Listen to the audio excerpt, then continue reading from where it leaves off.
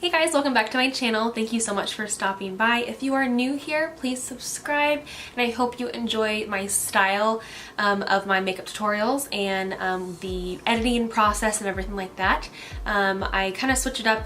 Sometimes I'll do a voiceover, sometimes I'll just type the description kind of on the lower left hand corner as I'm going through my makeup tutorials. But if you have any questions or comments, please let me know. If you have a certain makeup look that you're interested in, I would love to try something new out for you guys. But yeah, this eye look features a mini palette that I received. It's by Tarte. It is the Tarteist Pro To Go palette. I received this in my FabFitFun box for the summer edition, and inside, of course, there's a nice big mirror, which I love seeing that in mini palettes or any palette. And then there are 6 shadows, 3 that are matte, and then there's one really pretty kind of gold shimmer, and then 2 of their foil formulas here. Let me swatch. So pretty. I'll do the other one. That one's called Dominate and this one's called Boss.